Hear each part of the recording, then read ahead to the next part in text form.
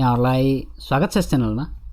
आज यहाँहरु सामु नेप्से अल्फा सफ्टवेयरलाई प्रयोग गरेर कसरी हामीले चाहिँ स्टक स्क्रिनिङ गर्न सक्छौं, स्क्रिनिङ राम्रा स्टकहरु छान्न सक्छौं। टेक्निकली फन्डामेन्टली मैले गरिसकेको अवस्था छु। फन्डामेन्टली मैले गरेर पहिले एउटा भिडियो बनाइसकेको थिएँ र अहिले आएर मैले टेक्निकली पनि कसरी हामीले चाहिँ टेक्निकली स्क्रिन गर्न सक्छौं र राम्रा स्टकहरु छान्न सक्छौं भन्ने कुरा, छनौट गर्न सक्छौं र त्यो छनौट गरेको स्टकमा चाहिँ हामी लगानी गर्न सक्छौं भन्ने विषय अन्तर्गत आज यहाँहरु समक्ष एउटा नयाँ भिडियो लिएर आएको छु। कृपया भिडियोलाई स्किप नगरिकन हेरिदिनु होला र आजसम्म पनि यहाँहरुले च्यानललाई सब्स्क्राइब गर्नुभएको छैन भने युट्युबमा गएर सब्स्क्राइब गर्न सक्नुहुन्छ र नजिकै रहेको बेल बटनलाई दबाइदिनु होला। त्यसपश्चात नोटिफिकेसनमा गएर अल दबाइदिनु होला ताकि कुनै पनि भिडियो हामीले यहाँबाट अपलोड गर्ने बित्तिकै यहाँहरुलाई स्वतः नोटिफिकेसन प्राप्त हुनेछ र यहाँहरुले शेयर बजार सम्बन्धी नयाँ जानकारीहरु पाउनुहुनेछ।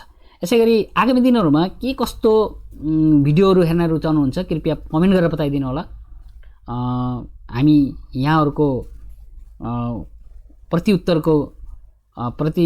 यहाँहरुको जिज्ञासाको प्रतिउत्तर दिने जमर्को गर्नेछौं र साथै यहाँहरुले कुन स्टक एनालिसिस हेर्न रुचाउनुहुन्छ कृपया कमेन्ट गरेर बताइदिनु होला र लाइक र कमेन्ट गर्न नभुल्नु होला भन्दै आजको विषयवस्तुतिर प्रवेश गर्न चाहन्छु। आज देख्न सक्नुहुन्छ यहाँहरुले मैले आज लिएर आएको छु यहाँहरु समक्ष यो टेक्निकली नेप्से अल्फाको सफ्टवेयरबाट फ्री सफ्टवेयर हो। यो कुनै पैसा लाग्दैन। तपाईहरुले यो चाहिँ एडभान्स टेक्निकल स्क्रिनर हेर्न जानुहुन्छ यहाँहरुले प्रो लिनुपर्ने हुन्छ, पेड वाला लिनुपर्ने हुन्छ सफ्टवेयर। तर अहिलेको यो चाहिँ के हो त एकदम फ्री हो, शुद्ध फ्री हो।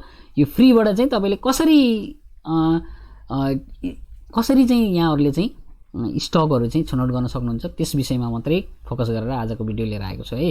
यसरी यहाँ देख्न सक्नुहुन्छ पहिले तपाईहरु नेप्से अल्फामा जानुपर्ने हुन्छ, नेप्से अल्फा खोल्नुपर्ने हुन्छ गुगल क्रोममा गएर, अनि त्यसपछि नेप्से अल्फा खोलिसकेपछि यसरी तपाईहरुले के गर्नुपर्ने हुन्छ, यो टेक्निकल ट्रेडिङ सिग्नलमा जानुपर्ने हुन्छ। ट्रेडिङ सिग्नलमा गएर टेक्निकल सिग्नल्स यसरी क्लिक गर्नुपर्ने हुन्छ र टेक्निकल सिग्नल क्लिक गरिसकेपछि यहाँहरुले यो टेक्निकल स्क्रिनर देख्न सक्नुहुन्छ। यो टेक्निकल स्क्रिनर मा जान पर्ने हुन्छ यहाँहरुलाई। अनि यहाँ गइसकेपछि यस्तो खालको एउटा स्क्रिनर आउँछ अनि यहाँबाट चाहिँ हामीले चाहिँ टेक्निकल स्क्रिन गरेर चाहिँ हामीले स्टकहरु निकाल्छ। आज पनि हामी केही स्टकहरु राम्रा स्टकहरु निकाल्ने छौं र त्यो भन्दा पहिले चाहिँ हामी बुझौं यो कसरी निकाल्नु पर्ने हुन्छ भन्ने कुरा है। सबैभन्दा पहिले जब हामी टेक्निकल स्क्रिनरमा आइसकेपछि यो आरएसआई देख्न सक्नुहुन्छ। अब आरएसआई भन्ने बित्तिकै हामीले के बुझ्छौं भने रिलेटिभ स्ट्रेंथ इन्डेक्स हो। यो आरएसआई ले चाहिँ के गर्छ त भनेपछि हामीले पढ्ने गर्छौं कि 30 देखि 40 सम्म राम्रो हुन्छ आरएसआई भन्ने कुरा सुन्छौं है।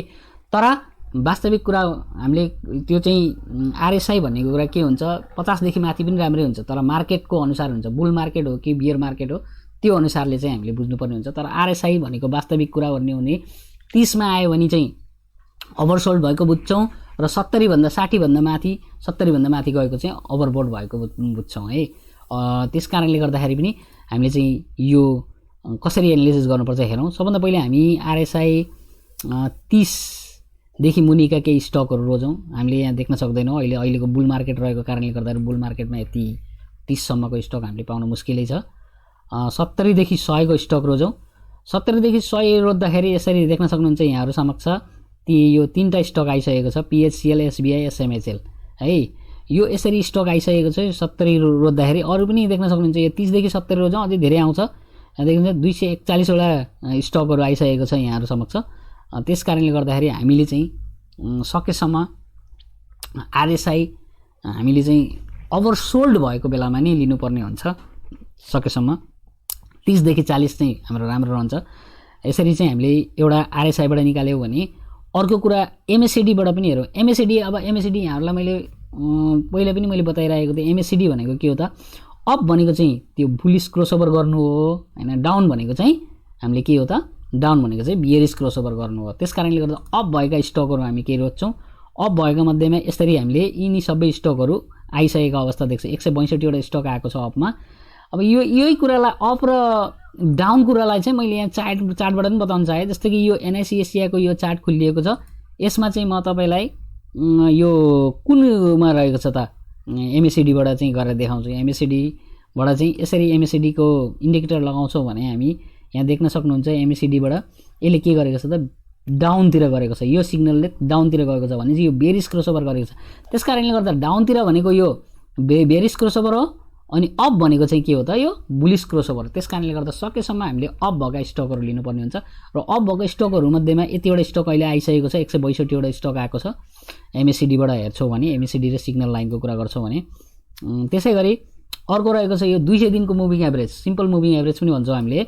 अब यो 200 दिनको मुभिङ एभरेज हामीले के भन्छौँ भनेपछि कुनै पनि मार्केटमा 200 दिनको मुभिङ एभरेज भन्दा माथि रहेको स्टकलाई, प्राइसलाई, माथि रहेको प्राइस यो रहेको स्टकलाई चाहिँ हामी बुलिस लयमा छ भन्ने कुरा बुझ्छौँ।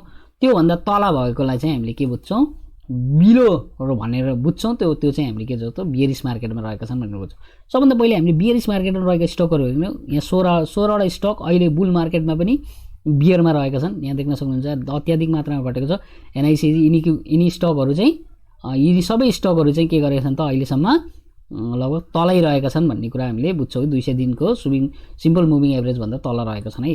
त्यसै गरी माथि भएको भनेको बुलिस लयमा रहेका स्टकहरू चाहिँ हामीले देख्न सक्छौँ। कतिवटा छ, 218वटा स्टक हामीले देख्न सक्छौँ यहाँ बुलिस लयमा रहेको। यो कुरालाई पनि हामी यो चार्टबाट नै हेरौँ, इन्डिकेटर लगाएर, चार्टबाट लगाएर हेरौँ। यो यसको पनि सबभन्दा पहिले इन्डिकेटरमा हामी जानुपर्ने हुन्छ। मैले यो पहिला यो हटाइदिन्छु एमएससीडीको, अनि यहाँ इन्डिकेटरमा जानुपर्ने हुन्छ। इन्डिकेटरमा गएर एमए हामी चाहिँ मुभिङ एभरेज लगाउँछौँ। मुभिङ एभरेजमा गएर यो क्लिक गरौँ, यहाँ गएर यो मुभिङ एभरेजमा गएर यसरी यहाँ सेटिङ्समा गएर यहाँ लेन्थ छ जुन, यो 200 दिनको हामीले मुभिङ एभरेज लगाउँछौँ है। 200 दिनकोमा अहिले यो मैले एनआइसी एसिया ब्याङ्कको हेरेको थियो, त्यो त बिलो भइरहेको थियो। देख्न सक्नुहुन्छ प्राइस एक्सन यसको योभन्दा तल गएको छ भनेपछि यो चाहिँ के छ त बेरिस मोडमा रहेको छ भन्ने कुरा हामीले यसरी बुझ्न सक्छौँ। त्यसकारणले गर्दाखेरि पनि हामीले चाहिँ स्टक छनौट गर्दाखेरि 200 दिनभन्दा माथिको स्टक हामीले छनौट गर्नुपर्ने हुन्छ। अनि अब जस्तो कि यो एकेजेसिएललाई हामीले हेर्छौँ भने यसैमा यो एकेजेसिएललाई हेरौँ, एकेजेसिएल यो स्टक अहिलेको अवस्थामा अङ्कु खोला जलविद्युत यो देख्न सक्नुहुन्छ यो 200 दिनको मुभिङ एभरेज भन्दा माथि रहेको छ। त्यसकारणले यो अझै पनि बुल मार्केट रहेको छ। जब यसले यो 200 दिनको मुभिङ एभरेजलाई तलतिर जान्छ अनि तब हामीले के बुझ्छौँ त यो पनि लगभग बियर मार्केटमा गयो भन्ने कुरा हामीले बुझ्छौँ। अहिलेको अवस्थामा चाहिँ बुलिस लयमै रहेको छ भन्ने कुरा हामीले बुझ्न सक्छौँ है। त्यसै गरी अर्को टेक्निकल स्क्रिनिङमा हामीले हेर्छौँ भने यो प्राइस एक्सन 200 दिनको कुरा गऱ्यो। अब हामी प्राइस एक्सन 5 दिनको कुरा, 5 दिनदेखि 20 दिनको कुरा गरौँ। अब 5 दिनदेखि 5 दिन थोरैमा र 20 दिन धेरैमा भनौँ न, 20 दिनभन्दा तल 5 दिनसम्मको कुरा गरौँ। बुलिस भनौँ, बुलिसको कुन स्टकहरू रहेका छन् त, बुलिसमा रहेका स्टकहरू 5 दिनदेखि लिएर 20 दिनसम्मको, 20 दिनबाट तल 5 दिनसम्मको मात्रै, 5 दिनबाट लिएर बुलिस रहेका स्टकहरू चाहिँ यिनी रहेका छन्। यहाँ देख्न सक्नुहुन्छ यहाँले 171वटा स्टक बनेको अवस्था देख्छौँ। र त्यसै गरेर यो बुलिसमा गएर बियरिसमा रहेको यो 5 दिनदेखि 20 दिनसम्मको मुभिङ एभरेजमा बियरिसमा रहेको चाहिँ स्टकहरू हेर्छौँ भने हामीले यहाँ 174वटा स्टक हामीले देख्न सक्छौँ। यिनी स्टकहरू चाहिँ के रहेको छ त, यो सिम्पल मुभिङ एभरेज 20 दिनदेखि तल 5 दिनसम्मबाट माथि बियरिस रहेका स्टकहरू हुन् है यिनी। यसै गरी अर्को हेर्छौँ भने बोलिङ्गर ब्यान्डको त अब यहाँहरूलाई भन्न सक्नुहुन्छ अब यो अप्पर ब्यान्डदेखि माथि रह्यो भने बुलिस मार्केटमा सँगसँगै हिँडेको हुन्छ। यतिवटा स्टक 7वटा स्टक अप्पर ब्यान्डदेखि माथि नै रहेको छ अहिलेको अवस्थामा बुल मार्केटमा। र अरू स्टकहरू देख्नुहुन्छ इनसाइड बोलिङ्गर ब्यान्डभित्र रहेका स्टकहरू यिनी रहेका छन्। 238वटा स्टकहरू रहेका छन्। यसरी चाहिँ हामीले बोलिङ्गर ब्यान्डबाट पनि हामीले निकाल्न सक्छौँ।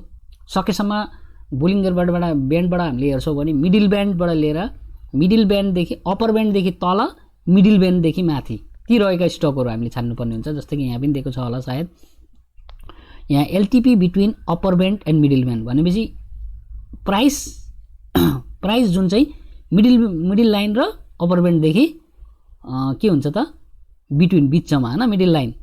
अब यो हेरौँ त कस्तो अवस्थामा आएको छ त। यहाँ देख्न सक्नुहुन्छ यतिवटा स्टक आएको छ नि, यहाँ यसरी स्टकहरू छनौट 117वटा स्टक यसरी आएको छ।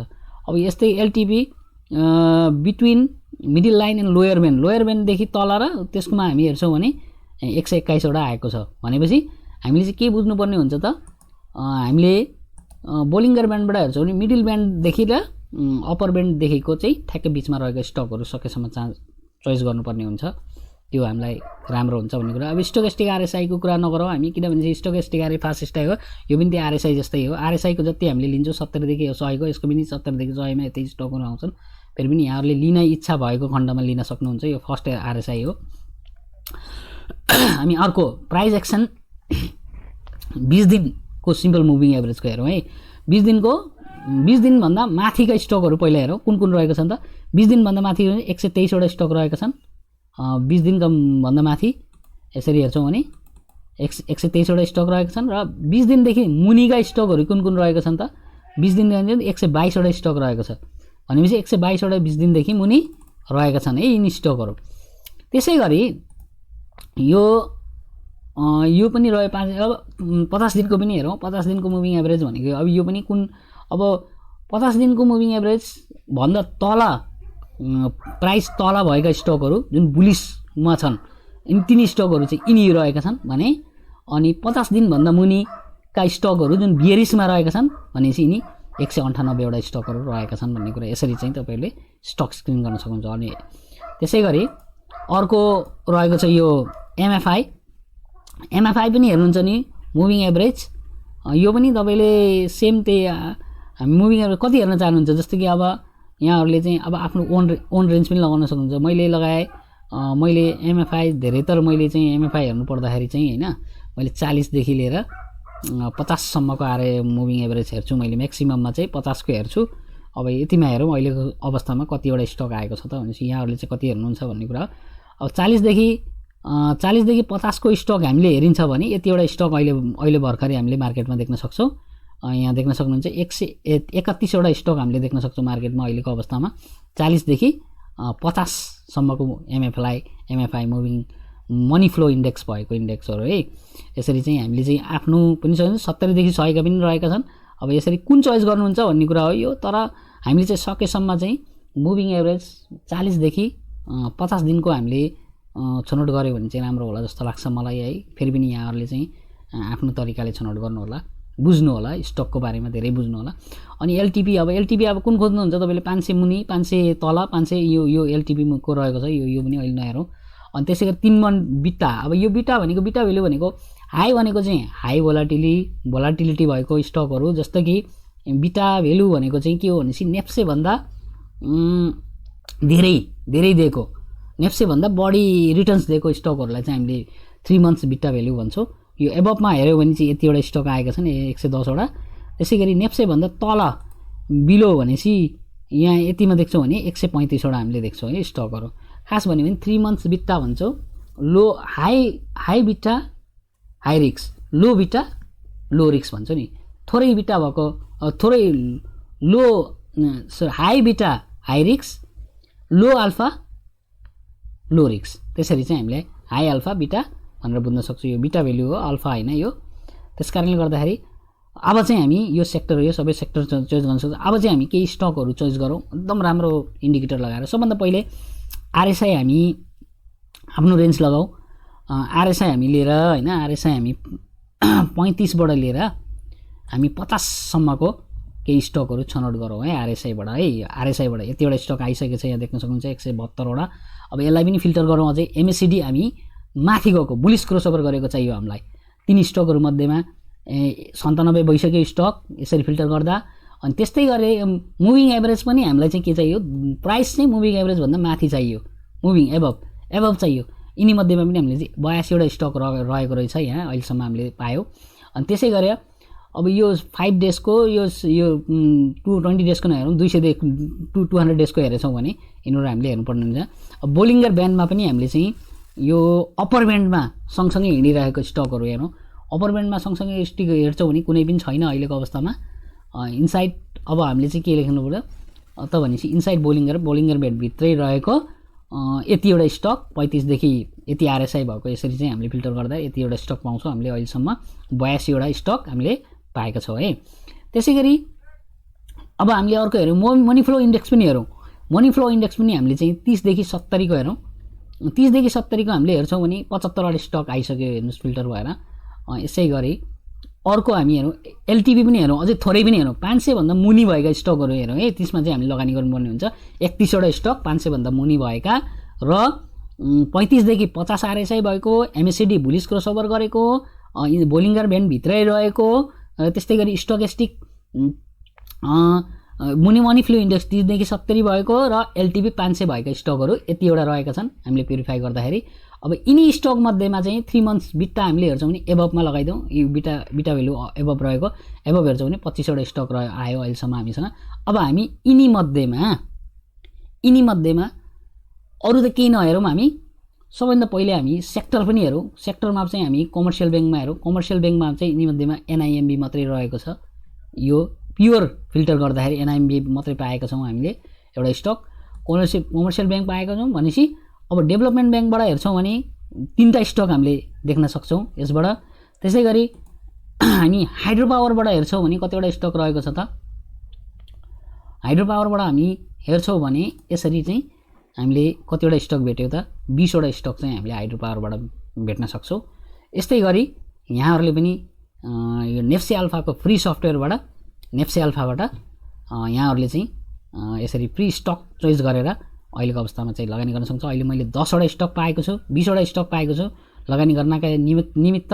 यी 20 वटा स्टकहरू चाहिँ अत्याधिक मात्रामा एकदम फन्डामेन्टली स्ट्रङ र अहिलेको अवस्थामा बुलिस मार्केटमा चाहिँ राम्रो प्रतिफल दिने स्टकहरू हुन्। यिनी स्टकहरू मध्येमा कुन आएका छन् त यहाँ देख्न सक्नुहुन्छ यहाँहरूले। पहिलो एकेजिसिएल रहेको छ 208 मा छ, सिएचसिएल 343, जिएचएल, जिएलएच भनेपछि यिनी सबै बुलिस मार्केटमा बुलिस माथि नै रहेका छन् र बियरिस पनि भएका छैनन्। यिनी स्टकमा चाहिँ अहिलेको अवस्थामा हामीले लगानी गऱ्यौँ भने हामीले चाहिँ राम्रो नाफा कमाउन सक्छौँ यिनी 20 वटा स्टकमा। यति भन्दै म आजको विषयवस्तुबाट बिदा हुन चाहन्छु। पुनः एकपटक यहाँहरूलाई लाइक, कमेन्ट र सेयर गर्न नभुल्नु होला। यहाँहरूको लाइक र कमेन्टले हामीले प्रोत्साहन पाउनेछौँ र कृपया अझै पनि लाइक र कमेन्ट गरेर हामीलाई प्रोत्साहन गरिदिनु होला भन्दै आजको विषयवस्तुबाट बिदा हुन चाहन्छु। हस्त धन्यवाद, शुभ लाभ।